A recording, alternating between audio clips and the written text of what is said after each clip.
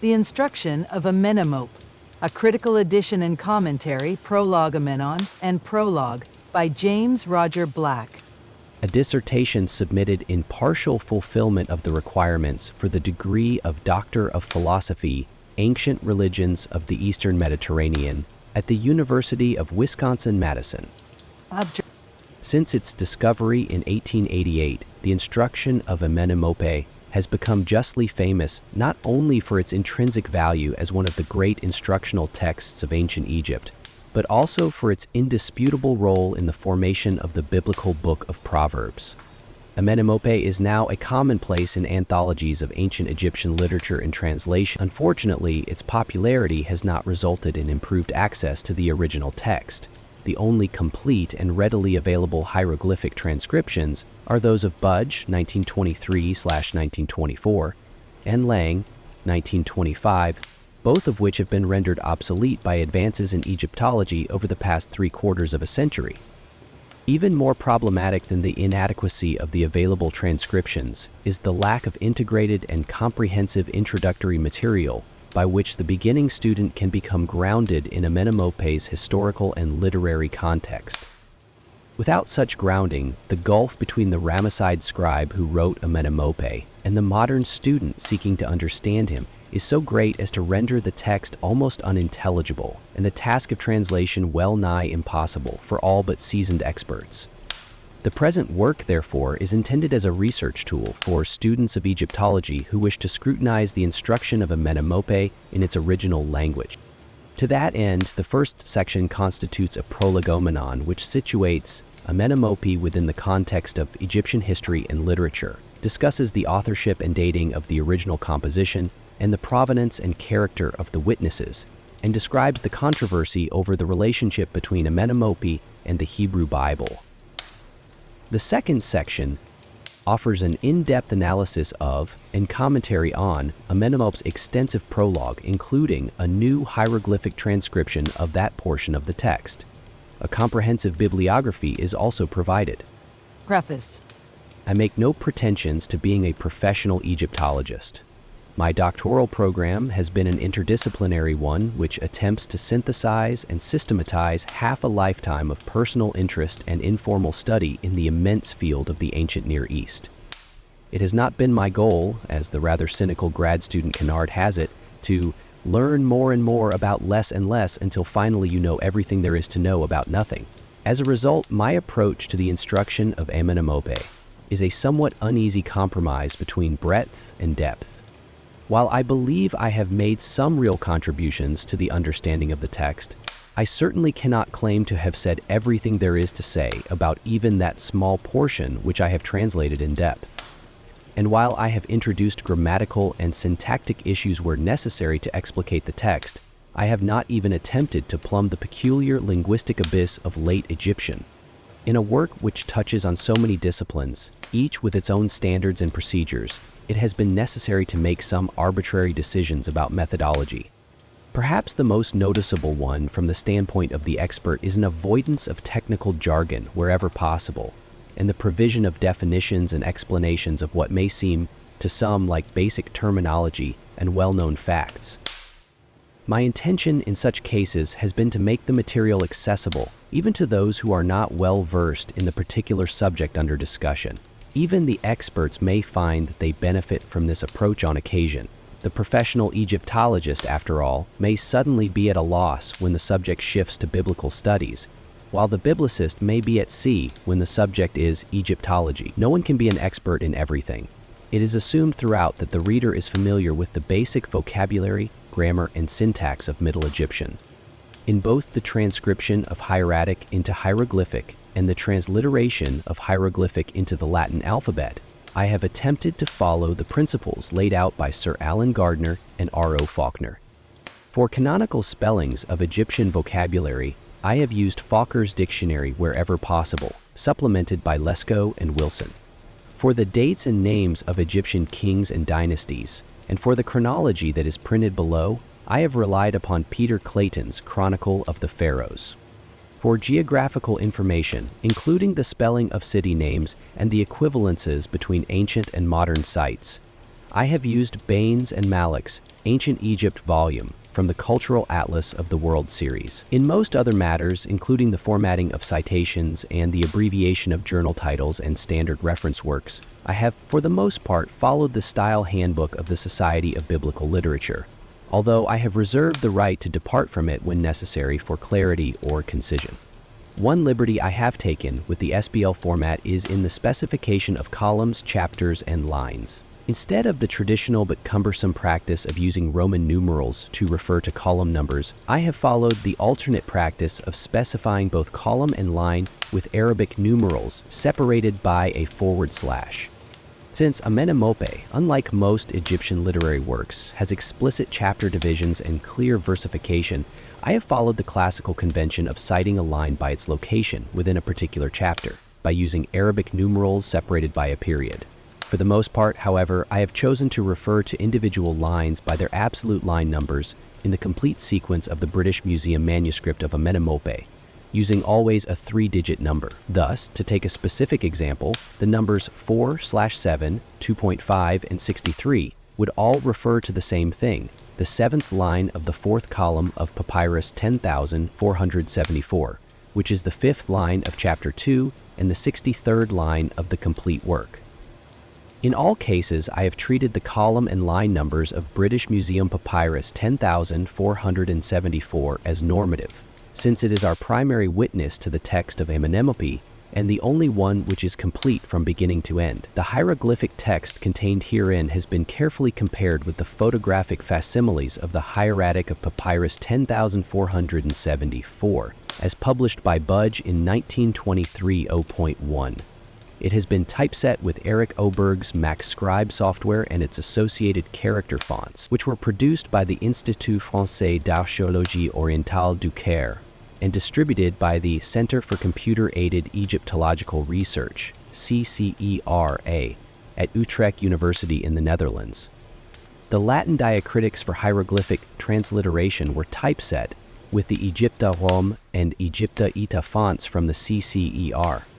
In conformity with the example set by Gardner in his Egyptian Grammar 12, and for the convenience of English language readers, all the Egyptian writing contained herein is oriented from left to right. The ancient Egyptians themselves seem to have preferred a right-to-left orientation, and even to have used it almost exclusively when writing in hieratic and demotic. There is, however, enough left-to-right writing in monumental and cursive hieroglyphic texts that one may legitimately claim that either orientation is correct from an Egyptian perspective, and maintaining a consistent text orientation certainly makes things easier for the casual reader. In quoting both the Bible and the literature of ancient Egypt, I have generally done what most people in this field do, whether they admit it or not, i.e., I have examined the original text in light of the translations of my predecessors and then modified those translations as seemed best to me. On those occasions where I have quoted verbatim or nearly so, I have footnoted the source, although even then I have often tweaked the translation, where it seemed to be not quite right. In those instances where there is no footnote, the translation should be taken as my own, except where the context clearly suggests otherwise. It should also be noted that while I have managed to find time over the past 35 years to study French, Latin, Sanskrit, Greek, Hebrew, and Ancient Egyptian, I inexplicably, and perhaps inexcusably, neglected to learn German, the one language that would have been most useful in writing this dissertation. Consequently, I have regrettably made only such use of the large German Egyptological literature as a neophyte can puzzle out from dictionaries and the Babelfish web translator. The two obvious exceptions to this rule are the hieroglyphic transcriptions in H. O. Lengi's 1925 commentary and the Roman alphabet transliteration of the Egyptian text in Irene Grumach's 1972 dissertation, both of which I have consulted extensively. Any other resemblance of my own work to theirs or to the work of any other German authors, unless specifically cited to them or to another author who has used them, should be considered coincidental and not evidence of unattributed borrowing. Despite all that has been written on the instruction of Amenemope over the past several generations, a great deal more work remains to be done. For example, Amenemope's popularity has not resulted in improved access to the original Egyptian language text, The only complete and readily available hieroglyphic transcriptions are those of Budge's original English publications, 1923/1924, and Longa's Critical Edition and Commentary in German, 1925, both of which have been rendered obsolete by advances in Egyptology over the past 3/4 of a century. There is a crying need for a new transcription of the entire text from the hieratic, one which, among other things, takes into consideration the more recently discovered witnesses to the text. There also needs to be a new translation with commentary which takes into account all that has been learned in the past 75 years about Egyptian history, language, culture, religion, and literature, much of which is presently unavailable in English. It was originally my intention to provide, or at last to make a first effort toward, such a translation and commentary. But along the way it became clear that there was a more pressing need which had to be attended to first. For even more problematic than the inadequacy of the available transcriptions, or the inaccessibility of recent research, is the lack of integrated and comprehensive introductory material by which the beginning student may become grounded in the broader context within which Amenemope must be understood. The present work, therefore, is primarily intended to meet that need, i.e., to serve as a resource for university-level students of Egyptian who wish to study the instruction of Amenemope in its original language. The rationale and methodology of the approach I have taken is explained in greater detail in the introduction. Finally, let me conclude with a request for some measure of indulgence from the reader.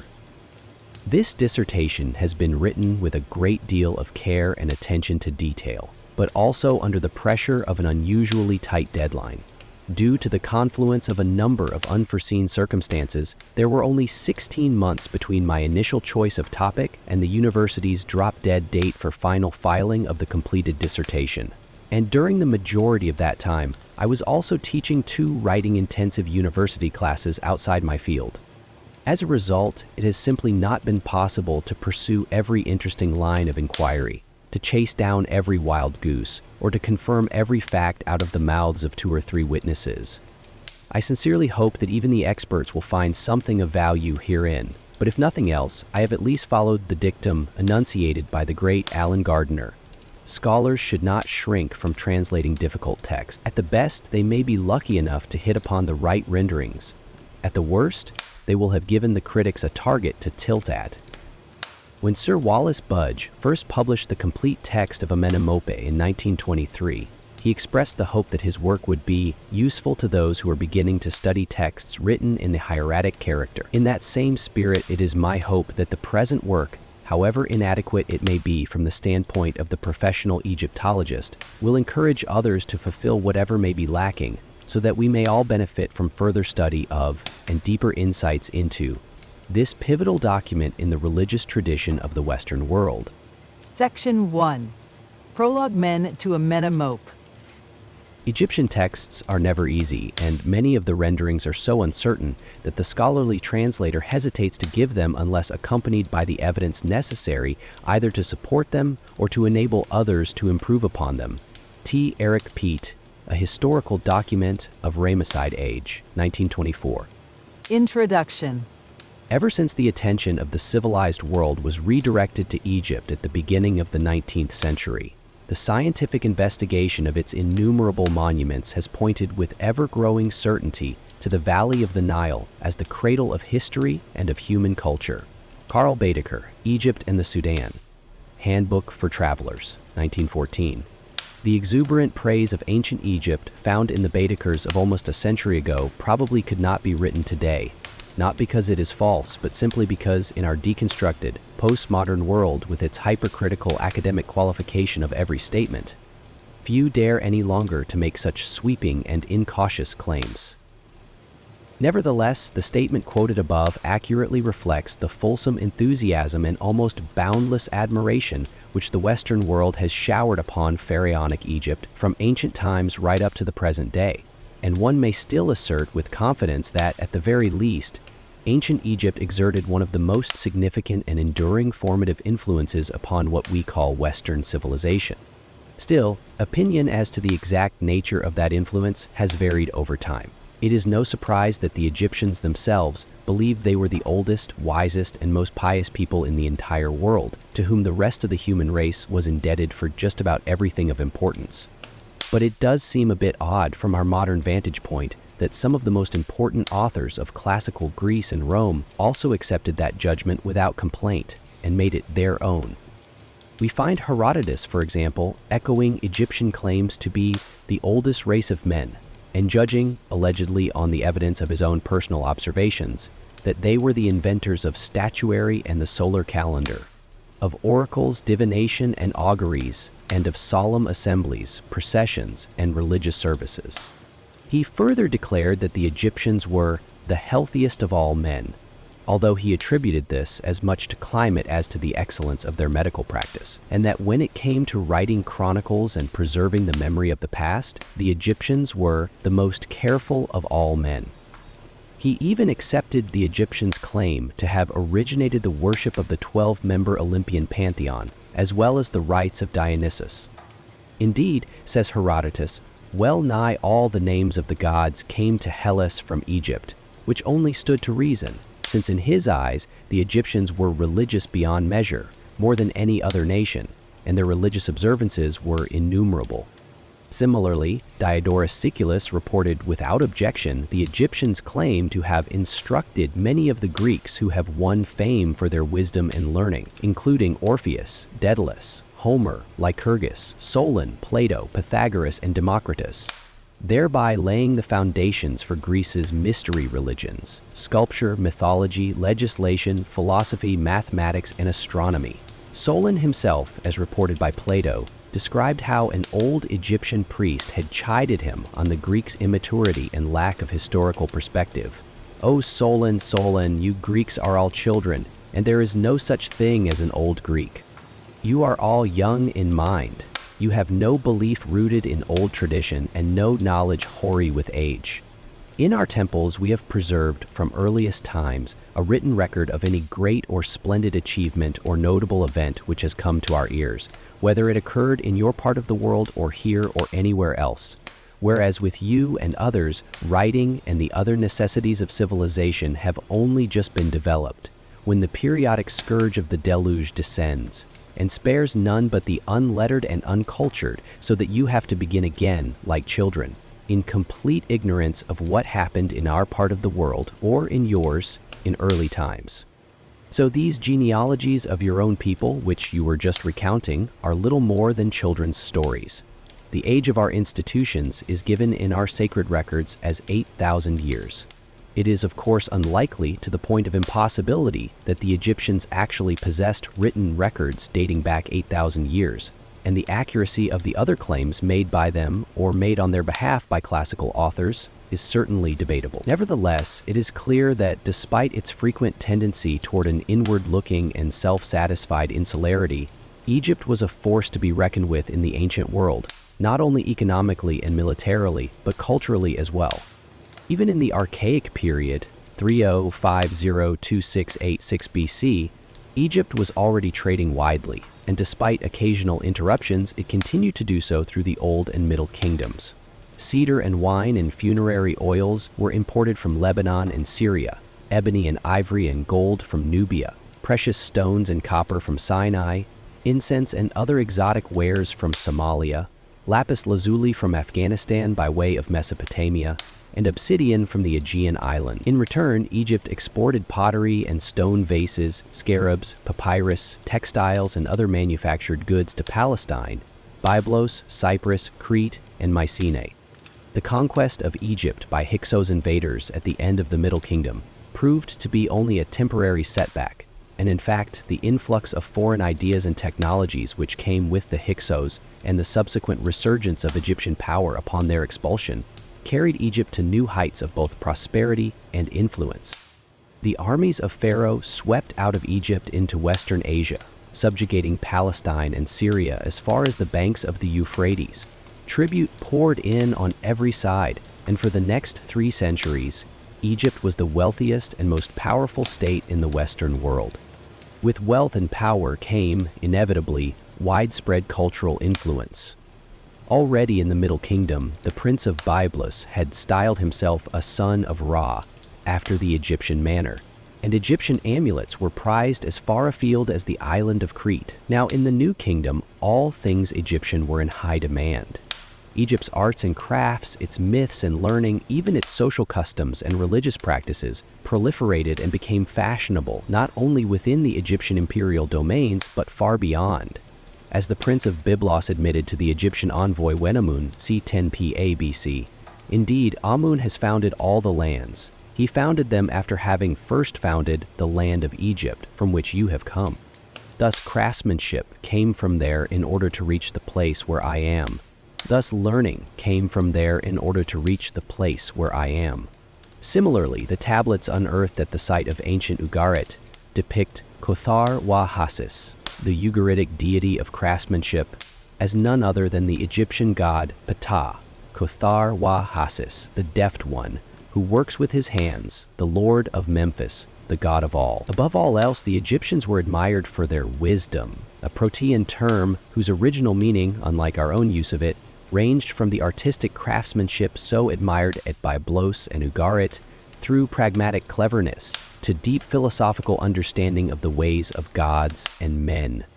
We get some inkling of this from Plato when, without actually using the word Sophi/a, he quotes Solon's Egyptian priest. And again, you see what great attention our law devotes from the beginning to learning, deriving from the divine principles of cosmology everything needed for human life, down to divination and medicine for our health, and acquiring all other related branches of knowledge. Egypt's reputation as the home of wisdom was also acknowledged by the authors of the Bible in both the Hebrew and Greek Testaments. Moses himself, we are told, was trained in all the wisdom of the Egyptians, as a result of which he was powerful in word and deed. Solomon's wisdom, while not said to have an Egyptian origin like Moses's, was nevertheless measured in an Egyptian scale. It was said to have been greater than the wisdom of all the sons of the East, and greater than all the wisdom of Egypt. By contrast, the Egyptian wise men, and the magicians with which they were often associated in the biblical text, were powerless to interpret Pharaoh's troubling dreams, while Joseph, the Hebrew, gifted by the God of Israel with the power of interpretation, did so without difficulty, and consequently was set over all the land of Egypt as Pharaoh's vizier. Similarly, in the contest over Israelite freedom recounted in the book of Exodus, the magicians and wise men of Egypt were ultimately unable to prevail over the God-given powers of Moses and Aaron, although they did manage, at least in the beginning, to mount a creditable effort. Yet even when, as in these and other biblical passages, the wisdom of Egypt was devalued in Israelite eyes, this was only by comparison with the supernatural wisdom which comes from the God of Israel. It was still assumed that the wisdom of Egypt is the standard by which all other wisdom must be measured. Indeed, it is precisely because the wisdom that comes from God is able to triumph even over the wisdom of Egypt that it is shown to be superior to all earthly wisdom. One of the premier products of Egyptian wisdom was the Instruction of Amenemope. In fact, of all the works of ancient Egyptian literature which have come to light in the past 2 centuries, Amenemope may be second only to the Book of the Dead in popularity and significance. Since its discovery in 1888 and its first publication in the early 1920s by E.A. Wallace Budge, Amenemope has become justly famous, not only for its intrinsic value as one of the great instructional texts of ancient Egypt, but also for its indisputable role in the formation of the biblical book of Proverbs. As a result, it has been translated into several languages outside the usual English, French, German academic nexus. It has been the subject, in whole or in part, of a number of theses and dissertations. And it has been discussed extensively by everyone from professional Egyptologists and Bible commentators to the Egypt groupies who put their own Egyptology pages on the World Wide Web. Amenemope has become a commonplace in English-language anthologies of ancient Egyptian literature, and one English-language Bible translation has even restored the name of Amenemope to its rightful place in the biblical text. Certainly no other work of Egyptian literature can make such a claim. But a mature work like the Instruction of Amenemope does not emerge in a vacuum. It is, of necessity, part of a much larger context, and it cannot properly be understood outside of that context.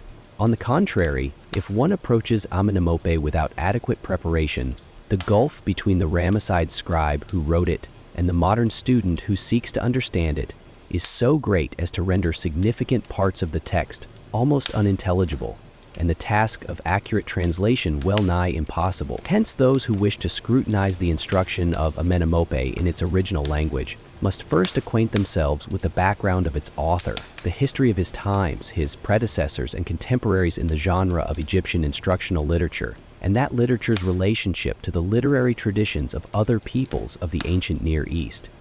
Only then can one approach the didactic portion of the text with any real hope of understanding what Amenemope was trying to say. To that end, the main body of what follows is divided into two distinct sections, Prolegomenon and Prologue. The first two chapters of the Prolegomenon situate Amenemope within the context of Egyptian history, Egyptian religion, and the Egyptian literary tradition. The next two chapters discuss the authorship and dating of the original composition, the provenance and character of the witnesses to the text, and the controversy surrounding the relationship between Amenemope and the Hebrew Bible. The section concludes with a discussion of the results which can be drawn from the preceding survey. The prologue section of the work offers an in-depth analysis of Amenemope's first 45 lines, wherein the author reveals his purpose for writing, describes his own background and expertise, and tells us his intended audience. The approach taken in this section is designed to allow the reader to proceed systematically from a hieroglyphic transcription of the Egyptian scribe's hieratic hand to a modern English translation, assisted where necessary by a commentary on salient points of vocabulary, textual variants, literary analysis, and parallels in other writings, both Egyptian and non-Egyptian. The final section of the work contains a number of appendices and a reasonably comprehensive bibliography. The latter encompasses not only the works explicitly cited, but also the larger body of literature which any future work on Amenemope must take into account. Since the bibliography is not partitioned topically, it is intended for reference only, to be used in conjunction with the footnotes in sections 1 and 3 and the inline references in section 2. These have been provided not only as justification for the statements made in the narrative, but also as a research tool for the reader who wishes to delve into the issues more deeply. In effect, the footnotes and inline references offer a guided tour through the relevant literature, and the reader is encouraged to use them accordingly. Our first task is to situate Amenemope within its larger context. We will begin with a survey of Egyptian history, including the religion to which that history gave rise. Chapter 1. Historical Context. Igwe and the Ancient Near East. Do you not know, Asclepius, that Egypt is the image of heaven? Moreover, it is the dwelling place of heaven and all the forces that are in heaven. If it is proper for us to speak the truth, our land is the temple of the world. But you should know that a time will come when Egyptians will seem to have served the divinity in vain, and all their activity in their religion will be despised. For all divinity will leave Egypt and flee upward to heaven, and Egypt will be widowed, it will be abandoned by the gods. For foreigners will come into Egypt, and they will rule it. Asclepius, Nag Hammadi Library.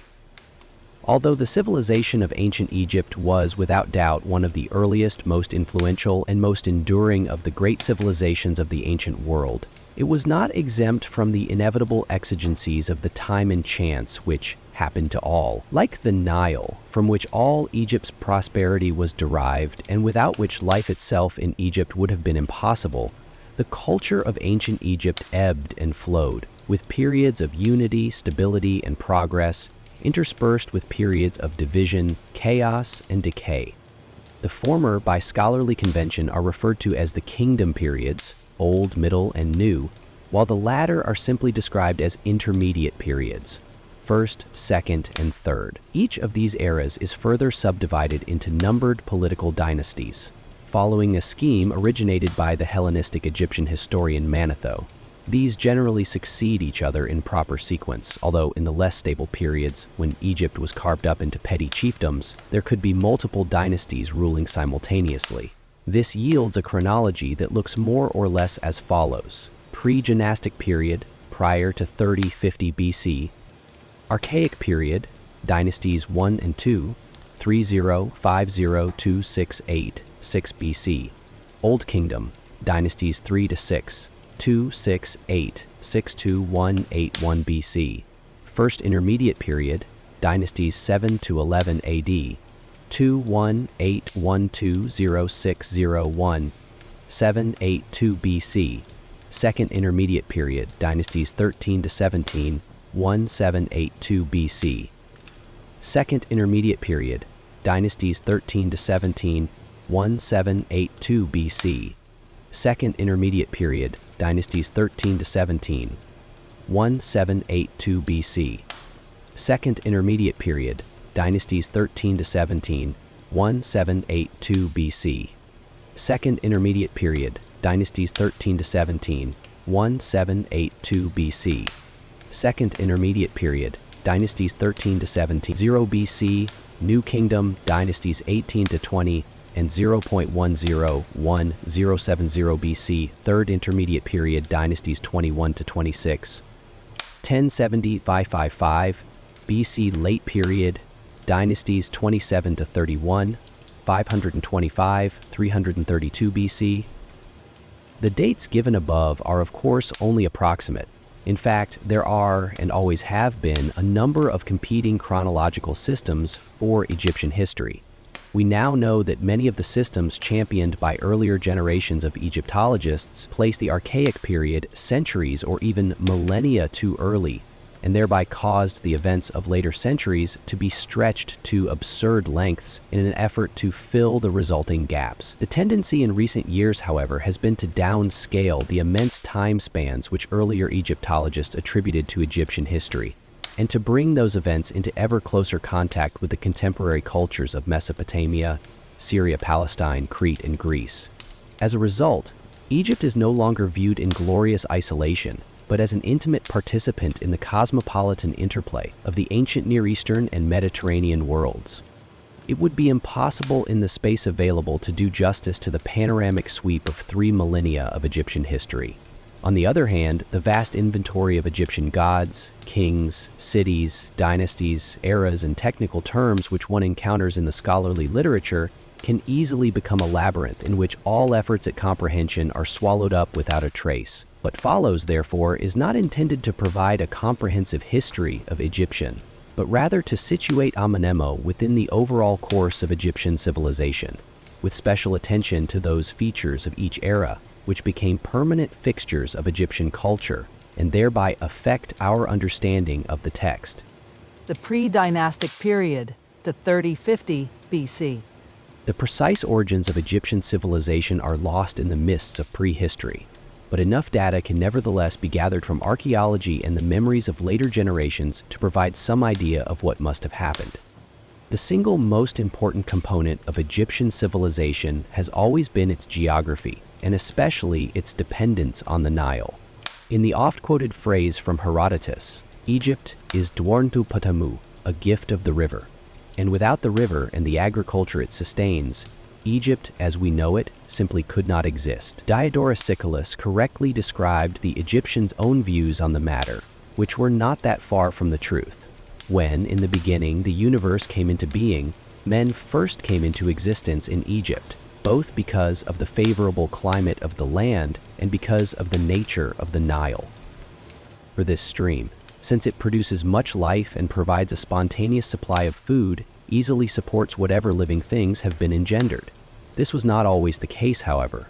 After the end of the last ice age around 11,000 BC, the region was so wet and the river so wild that the Nile Valley was almost uninhabitable, a fact which the Egyptians of Herodotus's own day apparently still remembered. Consequently, the nomadic populations of the area occupied not the valley itself, but rather the highlands to the east and west of it, where they subsisted first by hunting the abundant wildlife of the savanna, and later by grazing herds of domesticated animals. But around 5000 BC, as the global climate system shifted to the one we have today, northern Africa began to grow significantly drier. As a result, the waters of the Nile basin gradually withdrew into the valley proper, and the Nile itself began to behave less like an inland sea and more like a river. Only then did the nomads of the plateau begin to descend into the valley in significant numbers and adopt a more settled existence. With sedentary life came a steady advance in social organization and cultural sophistication. Nomadism gave way to village life. Hunting and grazing began to be supplemented with agriculture. With the latter came the need for food storage, and hence the extensive production of pottery. With reduced dependence on herd animals and an increased cultivation of flax, textile production began. Metals also began to be used. Initially copper, which was cold hammered and fashioned first into tools and later into weapons of war, and then gold, which was turned into artworks of exquisite craftsmanship. Extensive navigation began, not only upon the Nile, but even along the Mediterranean coast towards Syria, and trading with distant markets soon became an important part of local economies. On the religious front, small reed hut shrines were being constructed for the worship of the local totemic deities, and the dead were sometimes buried in detached cemeteries on the western bank of the Nile, positioned with their faces toward the setting sun, and surrounded by grave goods to see them into the next life. Perhaps most important of all, as wealth increased, there came with it significant socio-economic stratification, and local power centers developed, with chieftains ruling over larger and larger territories. From these humble beginnings arose the provincial territories, called Spot by the Egyptians and Nomes by modern scholars. And ultimately from these arose the pharaonic kingship itself.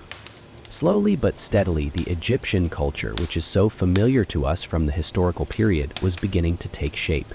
Indeed, what comes through more clearly than anything else in prehistoric Egypt is that most of the cultural elements we take to be classically Egyptian, i.e., those things which uniquely characterized Egypt throughout its history, even down to the late period, were already present, at least in embryo, long before the historical era began. The rude agriculture of the pre-dynastic period evolved into the dynastic era's sophisticated system of dams, canals, levees, reservoirs, and irrigation ditches.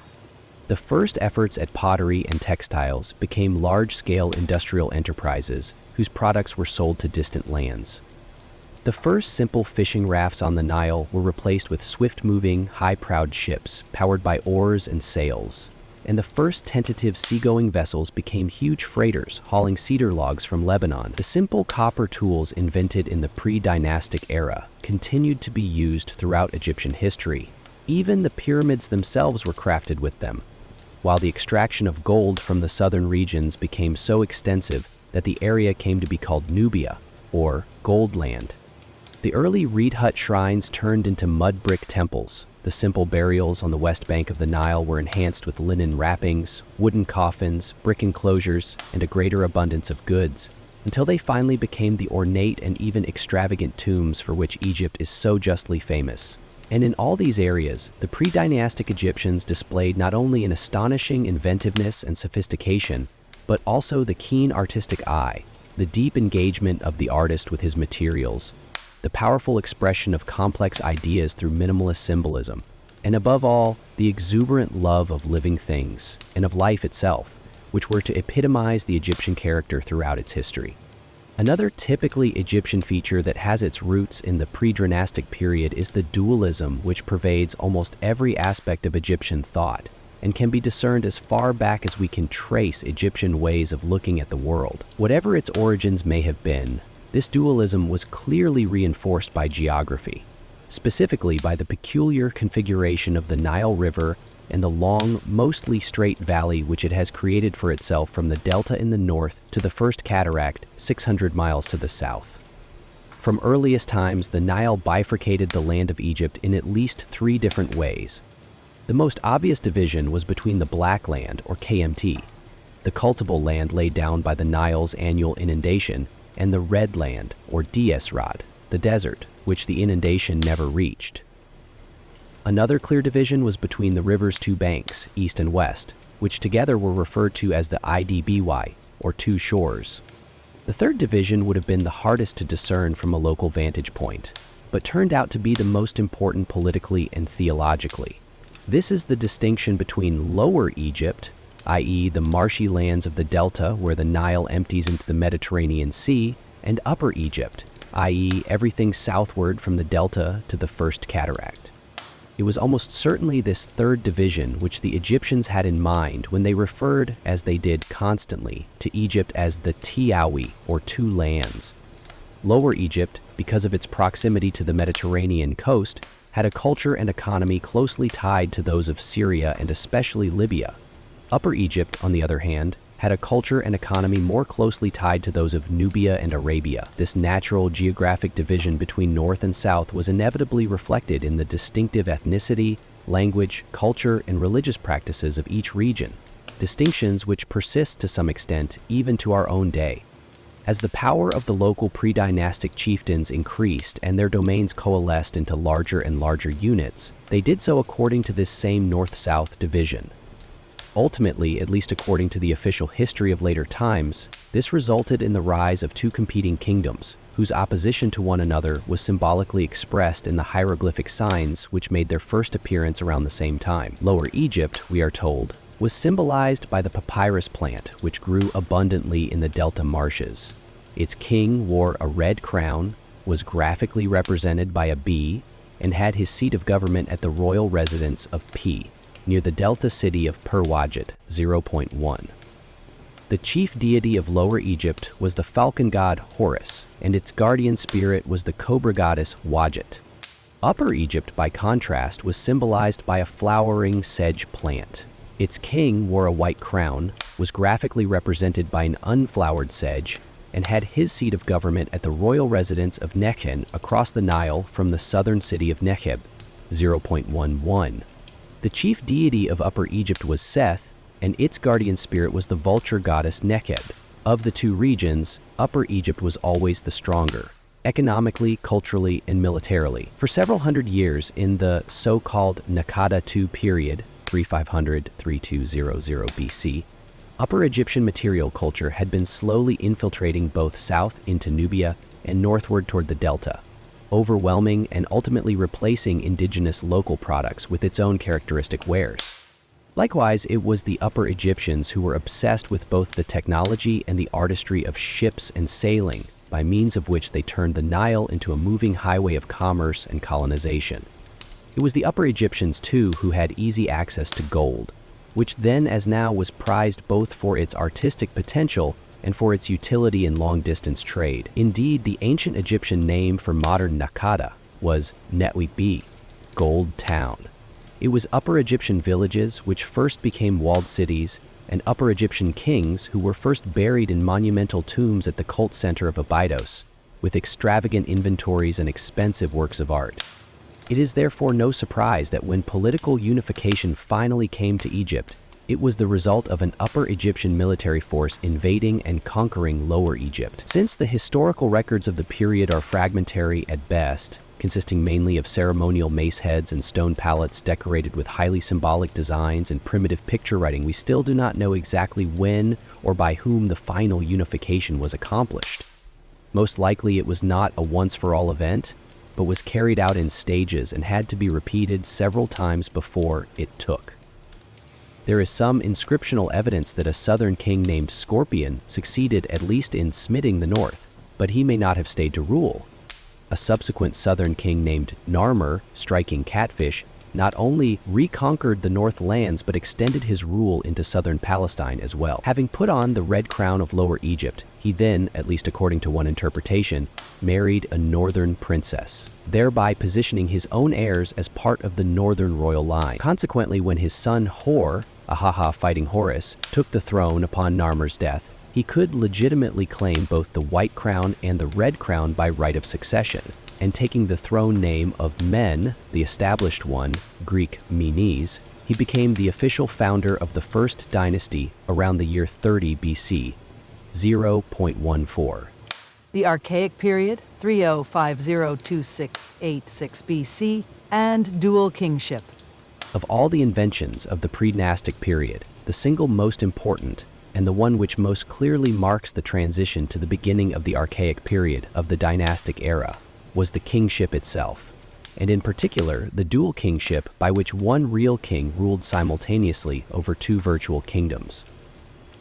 This concept was apparently the brainchild of Menes and/or his advisors, and it was responsible for the almost incredible stability and longevity of the Egyptian state and its associated way of life. As Frankfurt observed, this extraordinary conception expressed in political form the deeply rooted Egyptian tendency to understand the world in dualistic terms as a series of pairs of contrasts balanced in unchanging equilibrium. When Pharaoh assumed dualistic titles or called himself Lord of the Two Lands, he emphasized not the divided origin, but the universality of his power.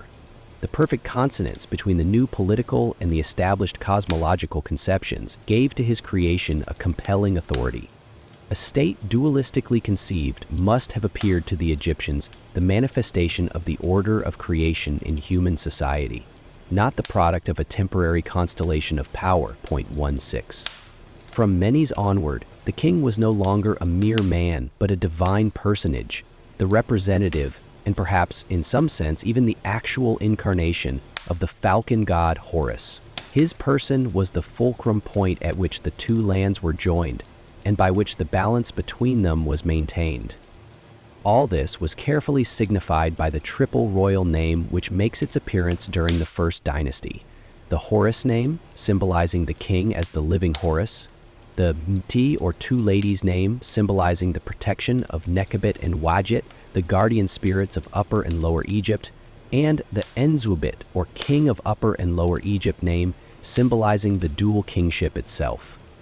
Even the two crowns were united into a single composite crown, whose derivation from the red and white crowns is unmistakable.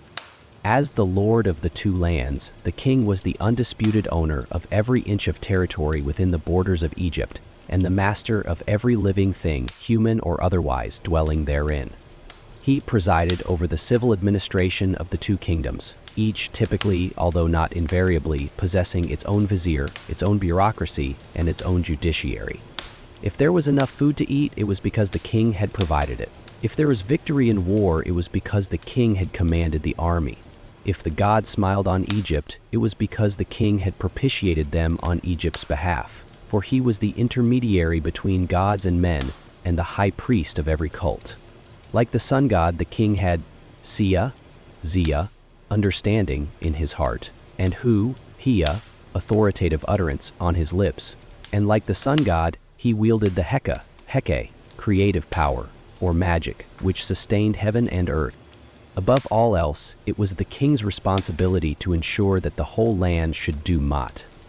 Mat, Egyptian Mat, was the all-encompassing term for the way things ought to be, including duty, justice, truth, morality, and consistency with the cosmic order. We will investigate Mat in greater detail later in this chapter, but for now it will suffice to repeat Frankfurt's oft-quoted formulation that Mat is a divine order, established at the time of creation. This order is manifest in nature in the normalcy of phenomena. It is manifest in society as justice, and it is manifest in an individual's life as truth. According to the Egyptian texts, the king's throne was founded on Mat, and his accession represented a victory of proper order over the forces of chaos. Indeed, each coronation was, in effect, a refounding of the cosmos. In his role as high priest of every cult, he offered back to the gods, either directly or through his appointed surrogates, the Mat upon which the gods themselves lived and by which they ruled the universe. As one New Kingdom text declared, Ra has installed the king upon the earth of the living, forever and always, to judge mankind and satisfy the gods, to implement Ma and destroy evil. He gives offerings to the gods and benefactions to the spirits. The name of the king is in heaven like Ra. He lives in rejoicing like Ra, Heru Akti. Consequently, the king's decrees were believed to be determined by Mat. The duties of the vizier and the government bureaucrats below him were supposed to be discharged in conformity with Mat. The decisions handed down by the courts were required to be made in accordance with Mat, and even the social behavior of the individual citizen was circumscribed by Mat. As a result, every Egyptian had recourse to the throne, at least in theory, for the righting of wrongs committed by others. And if such recourse should prove to be futile, either because those who were responsible for justice failed to carry it out, or because the kingship itself had collapsed, then life would, from the Egyptian perspective, no longer be worth living, because the cosmos, for all practical purposes, would have collapsed into chaos. Thus, the king, in his own acts as ruler and in his enforcement of justice and piety among the people, not only brought Egypt into closer conformity with the requirements of the cosmic order, he also contributed substantially to the establishment and maintenance of that order. Indeed, without the king's efforts and the efforts of the multitudes he ruled, the sun might wander from its path, the very skies might fall, and the world would be returned to the chaos of the primordial waters from which it emerged. Seen in this light, the kingship must have been a crushing responsibility, too heavy for any normal human being to bear.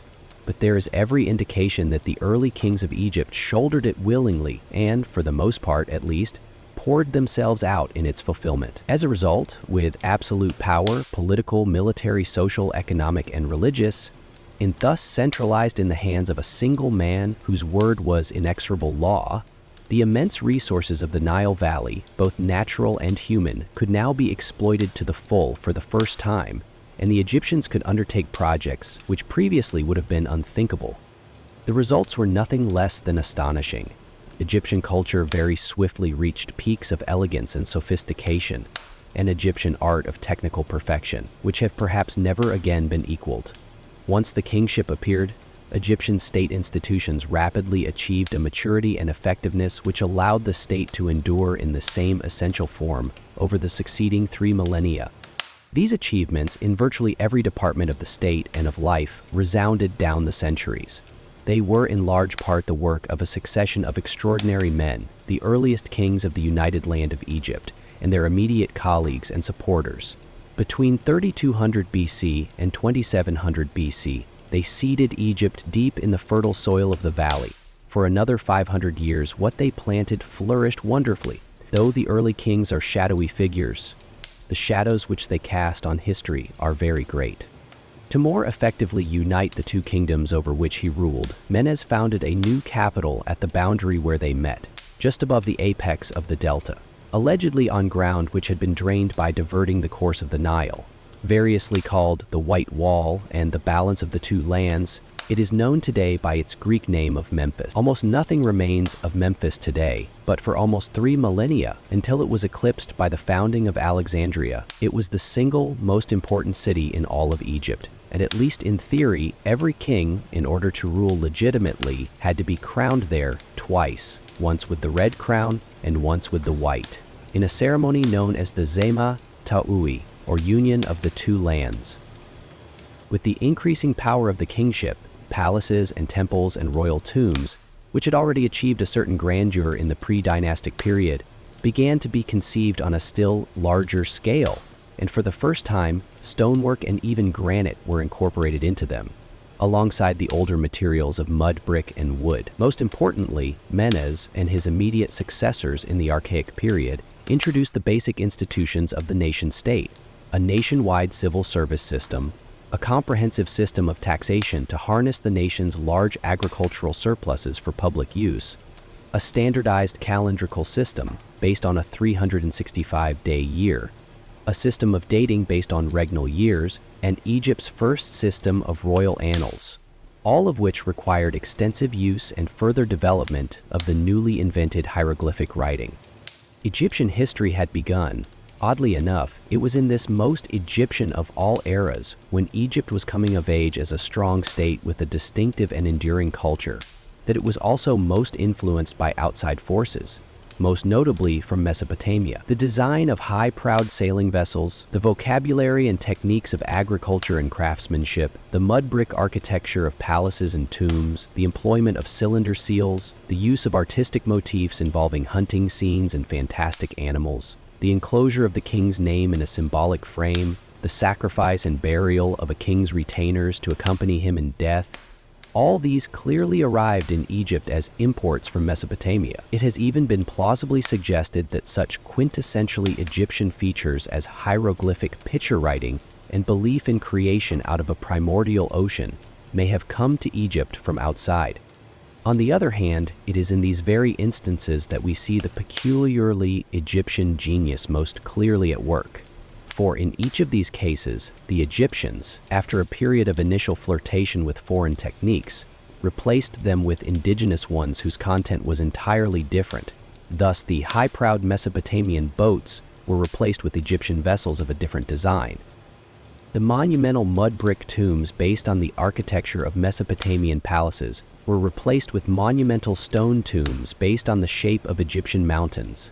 Mesopotamian cylinder seals were replaced with flat-surfaced Egyptian scarab seals. The fantastic animals of Mesopotamian imagination were replaced with fantastic animals of Egyptian design. The sacrifice of royal retainers was made unnecessary by the interment of humanoid Ushabti figurines in their place. The Saraka enclosure of the king's name, which was based on the facade of Mesopotamian palaces, was eclipsed by a thoroughly Egyptian twisted rope cartouche. This too is a pattern which was to endure throughout Egyptian history. Egypt was never entirely insulated from outside influences, but it never entirely succumbed to them either.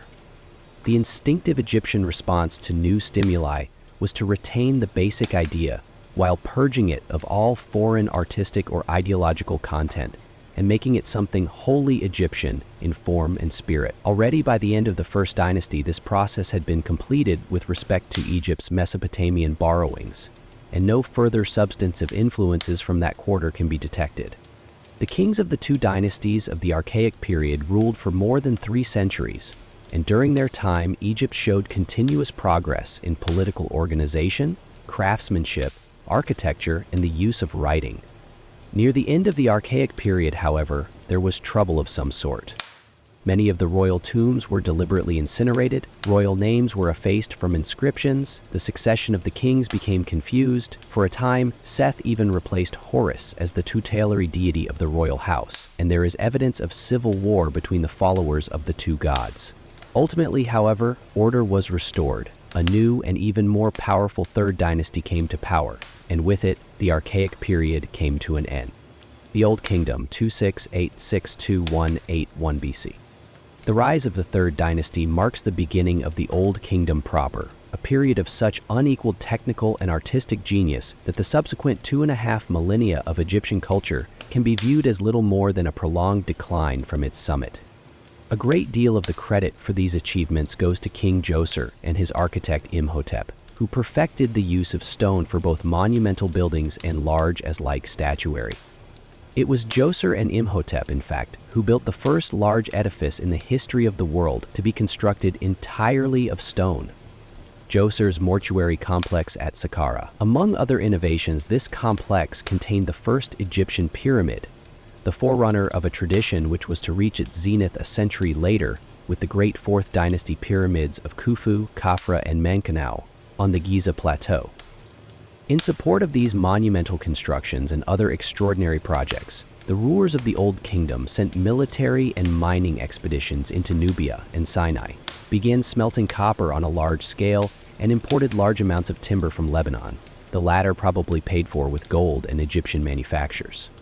The southern boundary of Egypt was officially set at the First Cataract, and a fortress was built there to keep out the marauding tribes of Nubia. Writing also flourished, and it is from this era, as we shall see in the next chapter, that we have the first connected prose in Egyptian script.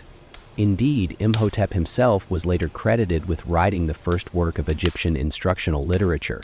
In the religious sphere, extensive mortuary texts were inscribed on the inner walls of the pyramids, and at Iunu, later called Heliopolis or Sun City, by the Greeks, the cult of the sun god Ra began its long ascendancy. For the first time, the kings of Egypt began to style themselves not only as the living Horus, but also as the son of the sun. Egypt was advancing on every front. Nothing seemed beyond its reach. But it was too good to last. Perhaps the common people revolted against the strain of supporting such grandiose ambitions with their taxes and their labor. Perhaps an incompetent central bureaucracy allowed the reins of power to slip from its hands, where they were eagerly snatched up by a resurgent aristocracy. In any case, at the end of the 94-year reign of Pepi II, the whole system collapsed. The central government evaporated, the Old Kingdom ended, and chaos descended upon Egypt. The first intermediate period, 218-12060 B, It took a century and a half for order to be completely restored and the united monarchy reinstated. In the meantime, power devolved upon the nomarchs, who ruled as warlords and petty kings in their own right, while the Delta was lost to an invasion of the Asiatics, who always seemed to be lurking just east of the Egyptian border, waiting for an opportunity. Eventually, two rival dynasties arose from the chaos. The 10th, with its center of power in the northern city of Hennesut, Greek Heracleopolis, modern Initia el-Medina, and the 11th, with its center of power in the southern city of Iune, Greek Hermonthis, modern Armant, capital of the nome of Waset.